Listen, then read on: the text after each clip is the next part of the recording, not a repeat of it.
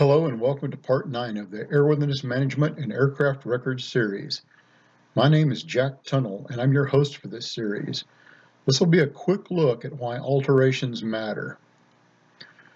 Alterations change the aircraft, engine, or prop from the original type design. Whether major alteration or minor alteration, the alteration not only alters the product, but may change the way the aircraft is operated, inspected, or maintained. It seems obvious that to know what is in the documents, you should read the documents. Problem is that almost no one actually reads previous maintenance or alterations documents. This is the instruction sheet that came with the installation of a Challenger air filter on a beach Bonanza. The words airworthiness limitation have regulatory meanings to flight operations and maintenance.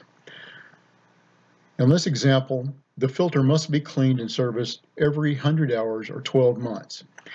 If you're doing more than 100 hours per year, there is no scheduling flexibility. You must not go past your 100-hour servicing schedule. The air filter assembly must be replaced after 25 cleanings or sooner for deterioration or damage. This means that you get about 25 years of service if you're doing less than 100 hours per year. Since the air filter has a life limit per cleaning, each cleaning must be logged individually. A kicker here is that if you go through rain in flight, you must inspect before the next flight, and then clean and re-oil if there's any visible loss of oil. This is going to be a serious pain in the caboose if you're on a multi-leg trip and you catch some rain before your final leg. You must stop, gain access, and inspect the filter. No options. If you have to clean and service, this comes off your 25 cleaning limit. Is this a preventive maintenance task on your aircraft, or do you have to call a mechanic? 91403C is the regulation that locks flight operations into compliance with the airworthiness limitations.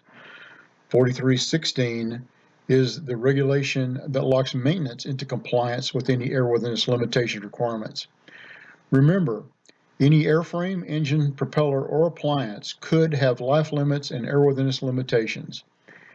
The info on this page comes from Dean Showalter at airplaneownermaintenance.com.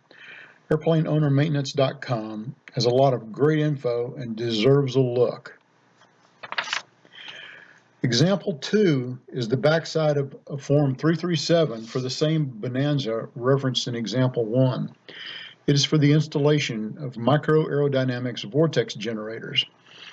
This contains the ICA, or Instructions for Continued Airworthiness, and references a placard that must be in an easily seen location in the cockpit. This airplane had just been through an annual inspection, just signed off, and this placard was not in the aircraft. Both the owner/pilot and the IA were at risk of non-compliance action in the unlikely occurrence of an FAA audit or a ramp check from a knowledgeable FAA inspector. Let's say you want to know about all the alterations that are on the aircraft you fly. How do you know if you have all the documents? My next video will be all about the what, how, and why of alterations documentations. As a teaser, we will be using the FAA's copy of the records on an actual aircraft I will be using to demonstrate in future videos. It's a 62 Piper Comanche 250 with plenty of alterations to look at. You can follow along using the FAA's records for your aircraft. Send any questions in an email and I will try to answer directly, and your question may make its way into a future video. Thanks.